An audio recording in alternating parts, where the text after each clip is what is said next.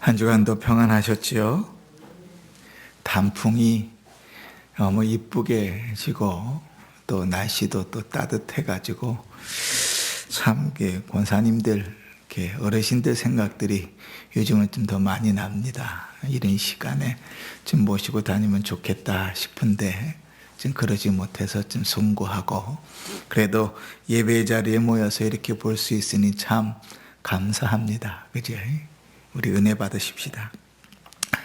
사라가 죽고 3년이 지났습니다. 아브라함의 나이가 벌써 140세지요. 우리 권사님들 늘 한 번씩 경험해 봤겠지만, 나이가 들면서 결혼을 하지 않은 자식이 있다는 것은 늘 부모의 입장에서는 부담이 많이 됩니다. 아브라함의 나이가 140이니까요.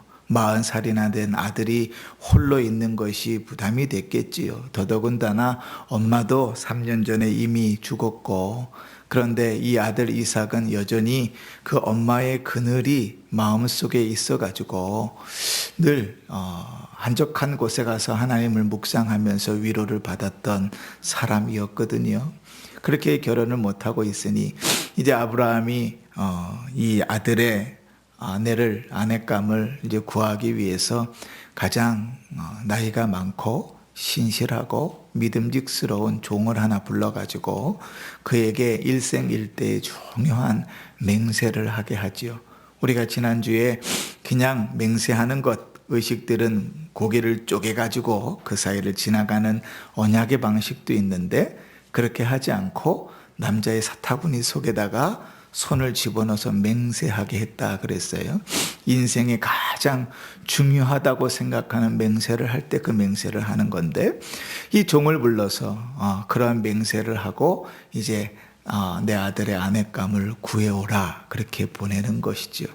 많은 학자들은 이 종의 이름이 나와 있지 않지만 다메섹 엘리에셀일 것이다, 이렇게 추정합니다.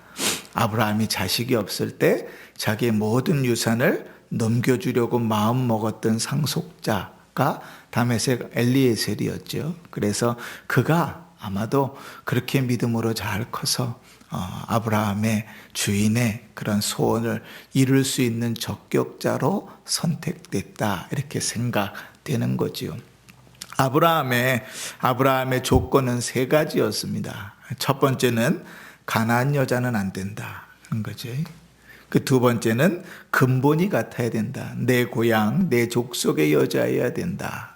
세 번째는 이삭을 고향으로 데리고 가서는 안 된다, 그렇게 말했습니다. 그런데 우리가 그냥 이렇게 3가지를 나열하고 보면 그럴 수 있겠다 생각하지만, 사실은 이것은 불가능한 일이라 그랬지요. 우리가 지난주에 말씀을 나누면서 그랬습니다. 지금은 그래도 사진 한 장이라도 들고 가고 인터넷에서 이렇게 핸드폰으로라도 얼굴이라도 볼 수 있지만, 당시는 사진이 어디 있습니까? 종이가 한 장이 귀한 세상에, 그죠? 그런데 이제 그 먼 거리에 가서 아내를 구해오는데 조건이 대단히 까다로운 거예요. 상식적으로는 불가능한 조건입니다. 누가 그 길을 따라가겠습니까? 그지? 그럼에도 불구하고 아브라함이 그렇게 조건을 내걸고 엘리에셀을 보냈던 중요한 이유는 그가 하나님을 믿었기 때문이라 그랬죠.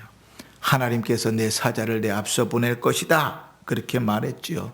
그리고 엘리에셀은 그것을 하나님의 인도하심이라고 고백했단 말이죠. 창세기 24장은 결혼에 대해서 아주 잘 드러내어 보여주는 장입니다.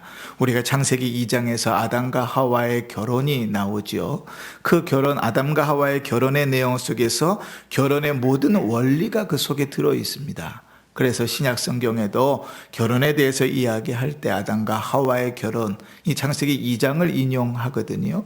그런데 그렇게 결혼에 대해서 이야기하고 나서 그 이후로 많은 사람이 결혼했지만, 성경에 결혼에 대하여 구체적으로 말하고 있는 구절은 창세기 24장이 처음입니다.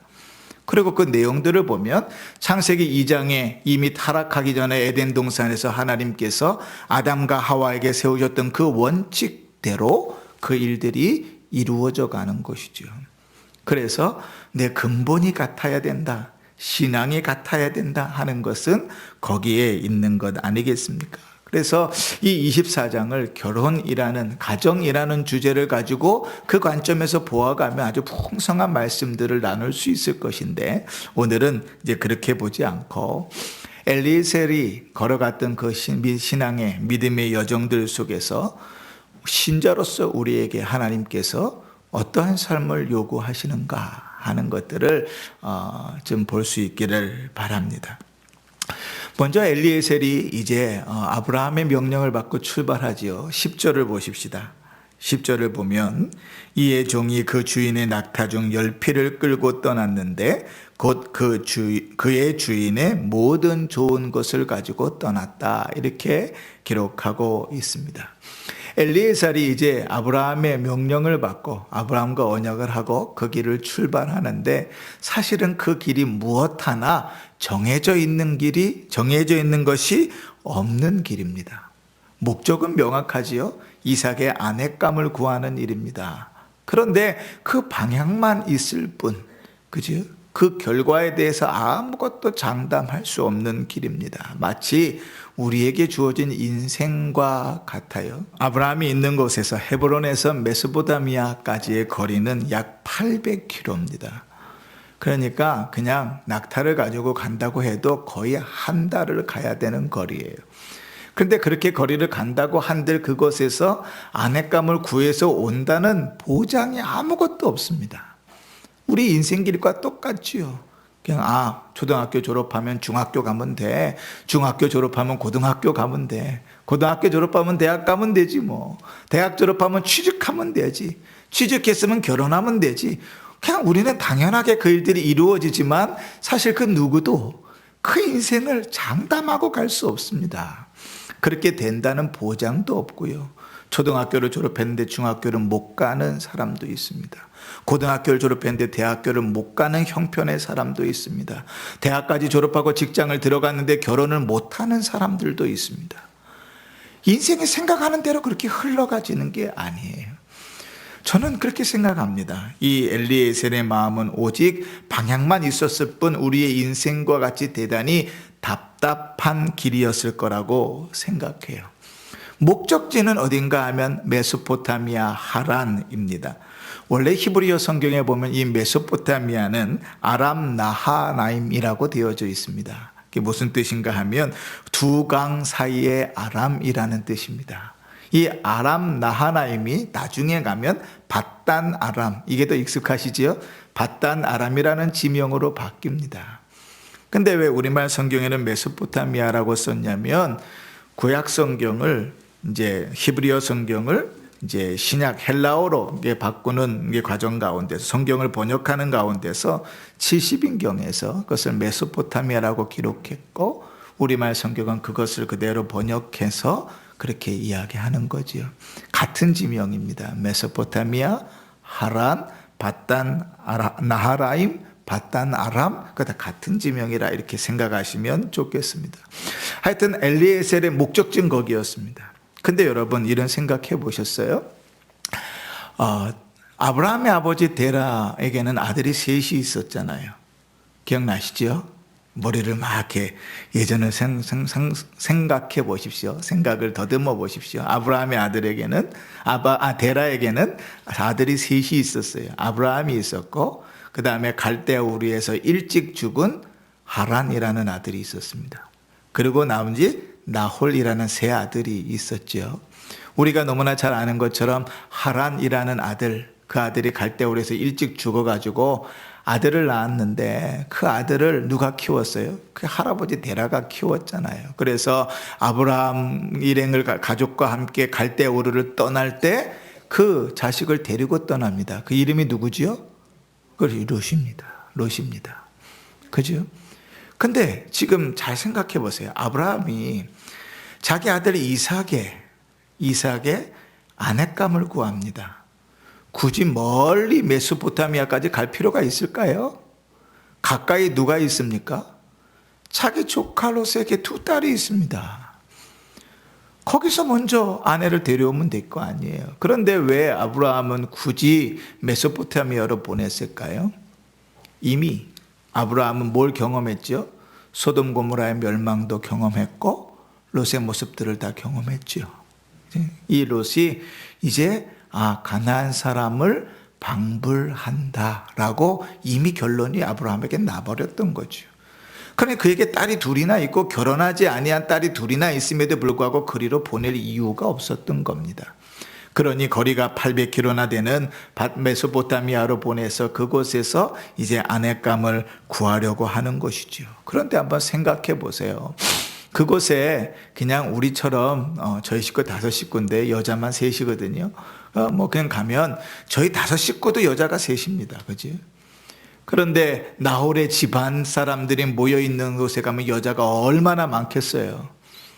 자녀들이 얼마나 많겠어요. 그 중에서 이삭의 아내감을 구하는 것도 역시 어려움이죠. 그러니까 걸어가는 그 길이 뭐 하나 명확한 것이 없습니다. 그러니 이 엘리에셀의 입장에서는 그 마음이 오죽 답답했을까. 그지? 그 불확실한 삶들 속에서 엘리에셀이 제일 먼저 인정했던 것은 이것은 내가 할 수 있는 일이 아니구나. 내가 할 수 있는 일이 아니구나. 이게 내 능력 밖이구나. 그렇게 고백이 되고 나면 그 다음에 우리에게 남는 것은 믿음입니다. 그지? 내가 할 수 있구나. 그러면 그 자리에는 믿음이 설 자리가 없어요. 그것을 내가 할 수 있는 쉬운 일이든지 내가 못하는 불가능한 일이든지 간에 내가 할 수 있다고 생각하면 그 자리에는 믿음이 설 수 없습니다. 내가 열심히 일해서 돈 벌을 수 있다고 하면 그 자리에서 하나님께서 먹이신다는 믿음이 설 자리가 없어요. 그런데 이 엘리에셀은 그 불확실한 길을 걸어가면서 내 능력으로 사는 것이 아니구나. 내 능력으로 할 수 있는 일이 아니구나. 그렇게 생각하고 나니 무엇이 생겨요? 아브라함이 하나님께서 먼저 앞서 너를 사자를 보내실 것이다. 너를 인도하실 것이다. 그 믿음이 있는 거죠. 그렇게 그 믿음이 있는 자에게 주어지는 열매가 뭐냐면 기도입니다. 믿음이 없는 자가 하나님 앞에 기도할 때에는 진실한 기도가 아닐 수 있어요. 그런데 믿음으로 그 길들을 걸어갈 때 걸어가는 이에게 주어지는 결과는 기도입니다. 그는 기도할 수밖에 없거든요. 내가 할 수 있는 일이 아니니까요. 당연하다고 생각하면 그 모든 일들을 하는데 당연하지 않다고 생각하면 하나님 앞에 무릎 꿇을 수밖에 없지요. 우리 주님께서 기도를 가르치실 때 일용할 양식을 구하라고 기도했습니다. 여러분, 요즘 시대에 오늘 세끼, 오늘 밥 먹을 것 걱정하면서 사는 사람이 있습니까? 없지요. 그럼에도 불구하고 하나님 기도하라 그러셨어요. 왜요? 내가 걱정할 것 없이 내가 먹는 것이 아니라 하나님이 먹이시는 것이라는 걸 인정할 때 거기에 믿음의 걸음이 있고 거기에 기도가 있는 것이거든요. 엘리에셀은 어땠는가? 엘리에셀 역시 그랬습니다. 우리가 읽은 창세기 24장에 다 읽지 않았지만 24장에 보면 엘리에셀의 기도가 3번 나옵니다. 11절부터 14절, 26절, 27절, 52절 이렇게 3번 엘리에셀의 기도가 나오는데 그 기도하는 장면들이 언제냐면 하나님께서 그에게 명확하게 확신을 주실 때마다 그는 하나님 앞에 기도를 드립니다. 또 하나님 앞에 불명확할 때마다 하나님 앞에 기도를 드립니다. 이렇게 기도하는 자가 이제 불투명한 그 길을 떠나가면서 그 거리 가운데서 가는 길 가운데서 하나님 앞에 기도하지 않았을까? 아니요. 그는 기도하면서 그 길을 걸어갔겠지요. 그지? 그게 당연한 일입니다. 우리가 느헤미야서 수요일날 살펴봤는데 느헤미야가 그랬죠. 고국이 망하고 성벽이 다 무너지고 내 백성들이 고통을 당한다는 소식을 듣고 느헤미야가 기도하기 시작합니다. 금식하면서 기도하는데 4개월 동안 기도하지요. 그렇게 4개월 동안 기도해서 드디어 하나님께서 왕의 마음으로 움직여서 자기의 소원을 아뢰 수 있는 기회를 주셨을 때 느헤미야가 제일 먼저 보인 반응이 뭐지요? 하나님께 묵도하고, 그지? 하나님의 인도하심을 철저히 의지하는 자, 그 의지하고 하나님의 일하심을 바라보며 기도하는 자는 기도한다고요. 그게 당연히 맺히는 열매입니다. 여러분, 엘리에셀이 걸어가는 그 걸음 속에서요, 우리의 인생을 봅니다. 서두에도 말씀드렸지만 우리도 엘리에셀이 그 이삭의 아내를 구하러 가는 것 같은 똑같은 심정으로 인생을 살아가잖아요. 아무도 앞길을 알지 못합니다. 아무도 자식 일을 책임질 수 없습니다. 아무도 내 인생의 5분, 10분 후의 일을 책임질 수가 없어요. 근데 얼마나 교만한지 마치 내가 다 할 수 있는 것처럼 자신 있게 그 길들을 걸어가잖아요. 그지?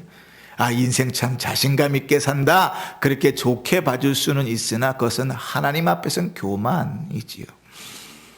그러니 여러분, 우리의 불확실한 인생을 살아가면서 성도에게 당연히 보여줘야 되는 바는 믿음입니다.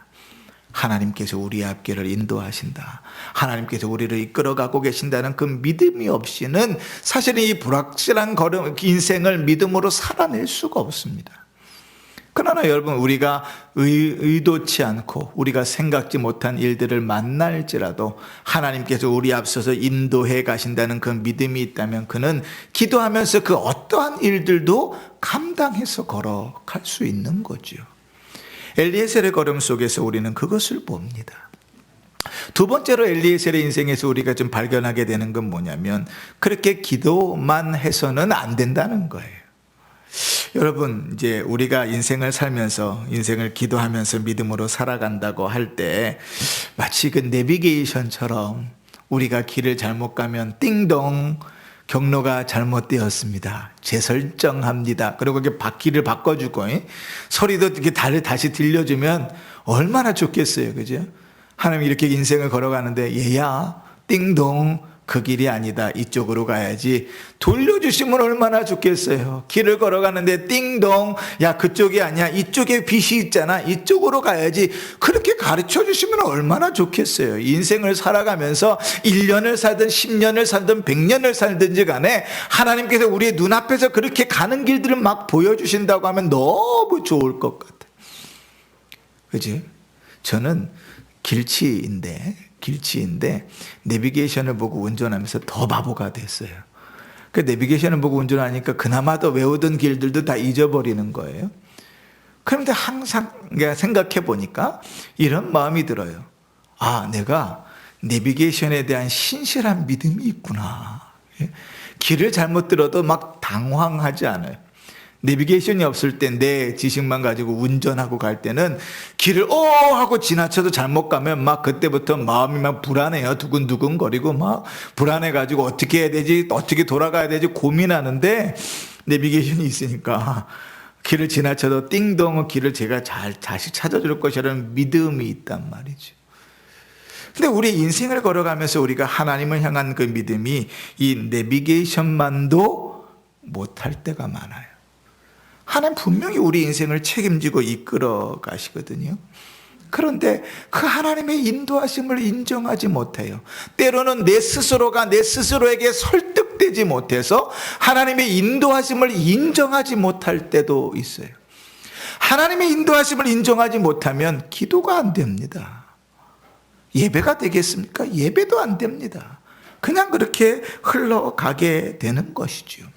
그러나 한 가지 더 중요한 것은, 기도하면서 믿음으로 그 길을 걸어간다고 해서 하나님께서 내비게이션처럼 우리의 앞길을 그렇게 밝히 보여주시는 건 아니라는 사실이지요. 그래서 뭐가 필요합니까? 심사숙고함이 필요합니다. 우리에게 주신 말씀을 따라서, 우리에게 주신 분별력을 따라서 하나님의 말씀으로 우리가 살아가는 그 길을, 이것이 하나님 기뻐하시는 길인지 잘 가는 길인지를 분별해야 될 것들이 필요합니다. 그런 면에서 보면 우리는 엘리에셀보다는 훨씬 더 좋은 위치에 있어요. 하나님의 말씀이 이렇게 손에 다 들려져 있으니까요. 그죠? 그러나 엘리에셀은 그렇지 않았어요. 아브라함에게 나타나셔서 말씀하시듯이 하나님께서 엘리에셀에게 나타나셔서 인도해 주지도 않으셨어요. 그 엘리에셀은 그 길을 걸어가면서 막중한 사명을 받아갖고 가는데, 내 주인에게는 인생의 가장 중요한 일을 도맡아 가는데 걱정스럽잖아요. 그럼 무엇을 고민했냐면 이런 고민을 했습니다. 하나님 앞에 기도하는 거예요. 하나님께서 우리 주인 아브라함에게 은혜를 베푸시면 나를 순적하게 문제없이 나를 인도해 주십시오. 그러면서 하나님 앞에 옵션을 거합니다. 그게 뭐죠? 하나님, 제가 우물가에 앉아 있는데 여인들이 물 기르러 올 거 아닙니까? 그러면 그 여인 중에 나한테 좀 물 좀 달라. 그러면 드세요 하고 나에게 물을 주면서 당신의 낙타에게도 물을 주겠습니다 라고 하면 하나님께서 내 주인 이삭을 위하여 준비한 아내인지 알겠습니다 라고 이렇게 기도하는 거죠. 근데 여러분, 이게 하나님께서 주신 표징이 될까요? 엘리에셀은 도대체 무슨 생각으로 이런 기도를 드렸을까요? 그지? 엘리에셀은 아무리 생각해도 아무리 기도해도 하나님께서 쫙 나타나셔서 야, 너 저기 우물에 가면 5번째 나오는 여자, 그 여자가 이삭의 아내야 이러면 얼마나 좋아요. 5번째 여자가 그 여자야 그러면 얼마나 좋아요. 근데 하나님 그렇게 안 하시거든요. 엘리에셀의 기도에 직접 나타나셔서 응답하시지 않아요. 아브라함에게 나타난 것만큼만 나타나셨어도 얼마나 속 편하게 가겠어요. 그런데 엘리에셀의 마음은 그렇지 않죠. 그러니 기도하면서 고민한 겁니다. 우리 주인의 아내인데, 우리 주인의 아내라면 도대체 그에게 무엇이 필요할까 고민한 거죠. 그래서 엘리에셀이 생각한 고민의 결과는 뭐냐면, 적어도 내 주인의 아내라면 기본적으로 갖춰야 될 마음은 이런 것이다 했습니다. 그게 뭐냐면 의와 긍휼입니다. 왜 의와 긍휼인지 한번 살펴보십시다. 여러분, 이제 엘리에셀이 나홀의 성에 거의 도착했을 때 성 밖에 우물이 있었어요. 우물가에 앉았는데 마침 해가 지어져 가고 있었습니다. 이제 우리말 성경에는 날이 저물 때라 그러는데 해가 넘어간 게 아니고 넘어가고 있을 때 그늘이 더위가 가셨으니까 이제 여인들이 물동이를 가지고 물을 기르러 옵니다. 그 물을 기르러 왔는데 처음 보인 그 여인에게 묻는 거예요. 나에게 자기가 작정한 대로 물을 좀 달라. 그랬더니 이 여자가 물을 주면서 그 다음에 뭐라고 얘기해요? 자기 마음에 먹은 대로 당신의 낙타에게도 내가 물을 주겠다라고 얘기합니다. 뭐 그럴 수 있잖아요. 그죠? 그러니까 우리가 배경과 상식들을 다 생각 고려하지 않으면 뭐 그럴 수 있지, 뭐 너도 한 잔 낙타도 한 잔 그럴 수 있다고 생각하겠지요. 근데 우리가 두 가지를 좀 유의해서 봐야 됩니다. 첫 번째는 뭔가 하면 이 우물이 그냥 평지에 있지 않았다는 거예요. 16절 보실까요?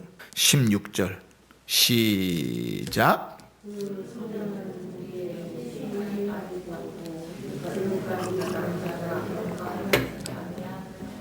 그가 우물로 내려가서 물을 그 물동이에 채워가지고 올라오는지라. 여러분, 우물이 지금 어디에 있어요? 우물로 내려갔다고요. 보통 우리가 가지고 있는 우물에 대한 생각은 뭐죠? 예수님께서 수가성에서 우물가에 앉으셨을 때 우물은 뭐예요? 바가지 같은 거를 내려가지고 거기서 물을 떠서 이렇게 건져가지고 물동이에다 붓는 거죠. 그런데 지금 이 나홀의 성에 있는 우물은 그런 우물이 아니라 웅덩이 같은 거예요. 그러니까 지금 있는 것보다 좀 밑에 쪽으로 내려가서 웅덩이 같은 것에 물을 길러서 올라와야 되는 거예요. 그러니까 물을 깃는 것 자체가 좀 수고롭습니다. 그런데 어떤 생판 모르는 사람이 나에게 물을 달라 그랬어요. 까짓거 내가 한 번 더 푸지 하고 물 줄 수 있잖아요. 그런데 뭘 요구했죠? 당신의 낙타에게도 물을 주겠습니다. 자발적으로 그렇게 얘기했어요. 자, 다시 퀴즈 냅니다. 자, 퀴즈. 엘리에셀이 가지고 온 낙타가 몇 마리였습니까? 1번 1마리, 2번 5마리, 3번 7마리, 4번 10마리. 몇 마리였어요? 참 별걸 다 해요, 제가. 4번 10마리였죠. 낙타가 10마리입니다. 근데 여러분, 낙타가 등이 볼록 이렇게 돼 있죠. 그죠? 실물은 못 보셨어도 대충 그림은 아시니까 볼록 돼 있어요. 그 안에 낙타는 더위에 이겨내기 위해서 물을 먹으면 체분을 지방질로 바꿔서 거길 채워놓는다고 그래요. 그런데 그렇게 사막을 걷던 낙타가 오아시스를 만나서 물을 먹으면 한 번에 150리터를 먹는다 그럽니다. 그러면 자, 낙타가 몇 마리예요? 10마리, 15리터, 한 마리가 15리터의 물을 먹어요. 낙타가 10마리예요. 그러면 몇 리터예요, 물이? 1500리터, 그죠? 자, 우리가 이해하기 쉽게 슈퍼에 가면 요만한 1.5리터짜리 물병이 있어요. 그죠? 물 들은 거. 1.5리터짜리 물병이 몇 개가 돼야지 1500리터가 돼요? 1000개. 생각해 보세요. 우리가 그런 게 택배 하시는 분들이 우리 최인성 권사님 집에 그 택배 나르는데 물 이거 3박스 시키면 배달도 안 해준다는, 엘리베이터도 있는데 배달 안 해준다 그러시는데 한 박스에 몇 개 들었어요? 뭐 4, 46, 16개 정도 들었겠지요. 3박스 해봐야 3, 6, 18, 48개밖에 안 되잖아요. 1500개. 그럼 그거를 내려가서 물을 길어서 낙타를 먹이려고 하면 몇 번을 왔다 갔다 해야 될까요? 이제 이해가 되시죠? 이 엘리에셀이 나에게만 주지 않고 낙타에게 또 먹이겠다 하면 이 낙타에게 먹이겠다고 하는 것 자체가 미친 짓이에요. 혼자서 그 일을 한다, 그것은 아주 제정신이 아니에요. 뭐가 없다면? 그가 그 마음속에 긍휼히 여기는 마음이 없다면, 그 짐승까지도 긍휼히 여기는 마음이 없다면 그럴 수는 없어요. 더더군다나 우리는 엘리에셀이 낙타 10마리를 데리고 갔다고 생각을 하지만 사실 우리가 성경을 자세히 읽어보면 엘리에셀은 혼자 가지 않았어요. 그의 일행이 여러 명 있었습니다. 그죠? 그리고 엘리에셀이 사라를 데려올 때, 리브가를 데려올 때 리브가 한 명만 데려오지 않았어요. 그 여종들을 데리고 왔단 말이지요. 그러니 낙타 10필이 필요했던 거 다 태우고 와야 되니까, 물건도 싣고 가지만 올 땐 태우고 가야 되니까 많은 낙타가 필요했던 거예요. 그러면 여러분, 사람들도 먹여야죠. 낙타도 먹여야죠. 혼자서 그것을 다 하려면 그 일이 쉽겠습니까? 아니요. 어려운 일이 아닙니다. 그 누구도 선뜻 그렇게 하겠다고 말하지 못합니다. 근데 왜 엘리에셀은 그런 말도 안 되는 하나님 앞에 조건을 달아서 자기 주인 이삭의 아내를 요구했을까요? 적어도 우리 식구가 종들까지 1000명이 넘는데 이 사람들의 전체를 다스리는 주인의 아내가 되려면 적어도 의롭고 긍휼히 여기는 마음이 있어야 되겠다고 생각했던 거죠. 하나님께서 이 여자다라고 보여주시지 말씀하시지 않으니 그의 생각에는 이 나라를, 이 가족을 다스리는 데 있어서 의와 긍휼은 꼭 필요한 기본적인 덕목이라고 생각했던 거예요. 그래서 그렇게 기도를 드립니다. 그리고 하나님께서 그를 누구로 발견되게 하시죠? 그가 그토록 찾던 나홀, 아브라함의 집안의 여인인 것을 발견하게 되는 것이죠. 사랑하는 성도 여러분, 우리는요, 믿음으로 살아간다고 이야기하면서 기도만 하면 된다고 생각합니다. 아니요. 기도만 하면 된다고 하면 예배 시간에 못하라 설교를 듣습니까? 못하라 성경을 그렇게 읽겠어요? 우리 원로 목사님 평생을 바쳐서 성경적 좌표 그 헛짓거리를 왜 하셨겠습니까? 그게 중요하지 않다면, 기도만 하면 된다면 기도만 하면 되지. 기도만 내리고 다니고 굳이 말씀을 전하고 좌표 이렇게 정하고 그 귀한 일들 왜 하셨겠어요? 그지? 그것이 헛된 일이 아닌 이유는 신자에게 있어서 기도만큼이나 중요한 것은 말씀 위에서 그 일들이 이루어져야 되기 때문에 그렇거든. 그러니 여러분, 성도가 믿음으로 걸어가는 그 길에 기도만큼 중요한 것은 하나님의 말씀을 따라 그 길을 숙고하며 걸어가는 것입니다. 그렇게 하나님의 뜻을 물으며 그 길들을 걸어갈 때 그 걸음 속에서 하나님의 인도하심을 발견하는 것이죠. 마지막으로 세 번째, 이러한 믿음의 여정 가운데 하나님은 언제나 우리에게 확신을 주십니다. 우리는요, 대부분 우리의 욕심에 따라, 우리의 고집에 따라 일을 해나갈 때가 많아요. 그런데 하나님은요, 그렇게 하지 않으십니다. 우리 안에 기도하고 믿음을 따라서 하나님의 뜻을 따라서 힘써 분별해서 걸어가면 하나님이 제일 먼저 우리에게 주시는 것은 그 마음속의 확신입니다. 그 확신은 결과보다 우리에게 더 우선합니다. 하나님께서 우리가 믿음으로 살아갈 때 우리를 그냥 그렇게 애매하게 놔두지 않습니다. 그 걸음이 언제나 확신을 주시거든요. 우리가 너무 좋아하는 말씀이 있잖아요. 빌립보서 4장 6절 7절 말씀에 아무것도 염려하지 말고 오직 모든 일에 기도와 간구로 너희 구할 것을 감사함으로 하나님께 아뢰라. 그리하면 모든 지각에 뛰어나신 하나님의 평강이 그리스도 예수 안에서 응답해 주시리라. 아멘. 이렇게 끝납니까? 아니죠. 그리스도 예수 안에서 어떻게 돼요? 너희 마음과 생각을 지키시리라. 우리 인생의 대부분 하나님의 응답이 딱딱 떨어짐으로 살아가야 되는 일들도 있어요. 그러나 때로는요, 불확실한 길들을 걸어가면서 하나님 이 길이 맞습니까? 내가 잘 가는 게 맞습니까? 그럴 때가 훨씬 더 많지요. 그럴 때 믿음으로 기도하며 분별하며 그 길들을 걸어갈 때 하나님이 우리에게 주시는 확신이 있습니다. 때로는요, 주의 말씀을 통하여, 때로는 사람들을 통하여, 때로는 여건을 통하여도 하나님은 우리에게 확신을 주십니다. 바울이 2차 전도 여행을 가면서 이제 1차 전도 여행한 교회들을 돌아보면서 그들을 위로하고 격려하고 굳건히 세우기를 원했어요. 그것이 반드시 필요했거든요. 한번 생각해 보세요. 유대인들은 유대인이라고 치더라도 이방인들은 복음에 대해서, 말씀에 대해서, 하나님에 대해서 잘 모르잖아요. 그러니까 짧게 가서 복음을 전하고 예수 믿게 했는데 자기는 떠나와 버렸으니 지금처럼 인터넷으로 예배를 드릴 수 있는 것도 아니고 기독교 서점에서 책을 사서 볼 수 있는 것도 아니고 그렇다고 성경이 다 집집마다 있어서 성경책이라도 열심히 읽을 것도 아니니 바울은 다시 그 교회들을 돌아보면서 위로하고 격려해야 된다고 생각했어요. 그런데 하나님께서 그 길을 막으십니다.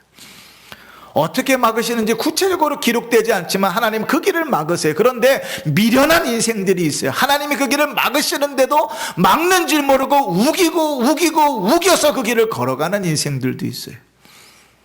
그런데 기도하며 주님의 뜻을 분별하면 하나님 막으시는구나 압니다. 그래서 방향을 바꾸지요. 그런데도 하나님 그 길도 막으십니다. 또 방향을 바꿉니다. 그런데 하나님 그 길도 바꾸십니다. 그런데 밤에 환상에, 잠을 자는데 꿈에 저 마게도냐 사람이 와서 자기를 손짓해서 와서 우리를 도우라 하는 그 꿈을 꾸고 그가 마음속에 확신을 갖잖아요.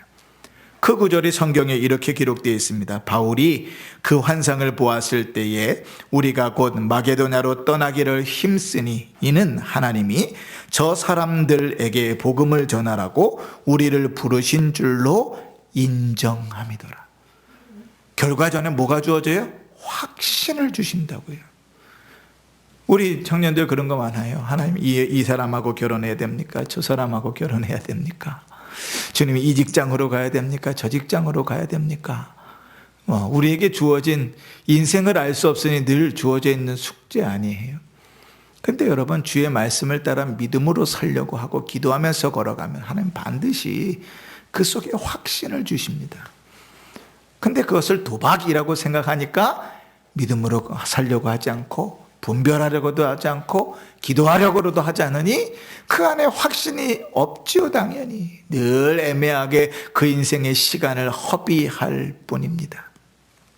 말씀을 정리합니다. 사랑하는 성도 여러분, 이삭의 아내를 찾아 나선 엘리에셀 같이 우리의 인생도 똑같습니다.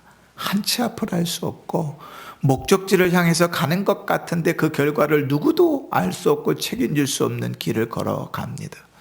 엘리에셀이 우려했던 대로 아무도 오려고 하지 않아서 혼자 그 언약이 아무렇지도 않은 것으로 무산되고 돌아와야 되는 상황일 수도 있습니다. 그러나 엘리에셀이 내가 할 수 없는 일이라고 인정했을 때 그는 아브라함의 믿음을 그대로 받아서 그 믿음으로 하나님의 인도하심을 바라보았고 하나님을 인도하심을 바라보았으니 기도하면서 그 길을 걸어갔습니다. 기도만 하지 않았습니다. 도대체 하나님께서 무엇을 원하실까 고민하고 또 고민해서 그곳까지 걸어가는 한 달 내내 그에게 고민거리에서 결과로 하나님이 우리 주인에게는 이러한 사람이 필요하지 않을까 묻고 그것을 가지고 또 하나님 앞에 기도하게 되는 것이죠. 하나님은 그렇게 걸어가는 걸음걸음에 그에게 확신을 주십니다. 그리고 우리가 읽은 뒤로 24장을 계속 읽어가면 그 뒤마다 그가 하나님의 인도하심이라고 고백하는 순간마다 그는 하나님께 기도를 드립니다. 사랑하는 성도 여러분, 우리의 인생도 이렇게 살아갈 수 있기를 바랍니다. 하나님께서 우리 마음속에 확신을 주시고 그 확신을 따라 믿음으로 걸어갈 수 있기를 바랍니다. 믿음으로 기도하며 믿음으로 주의 말씀을 분별하며 주께서 주시는 확신을 따라 그 길들을 걸어갈 때 하나님께서 우리 인생을 책임지시고 인도하시는 길이 행복할 것입니다. 때로는 그 일이 어렵고 힘들 수도 있습니다. 그럼에도 불구하고 하나님 동행하시니 그 길은 기쁠 것입니다. 그 길이 겉으로 보기에는 참 어려워 보일 수 있습니다. 그러나 그 길이 주께서 인도하시기 때문에 평화로울 것입니다. 우리의 인생이 이러한 믿음으로 살아가는 복된 삶이 되시기를 주의 이름으로 축원합니다. 아멘. 기도하십시다.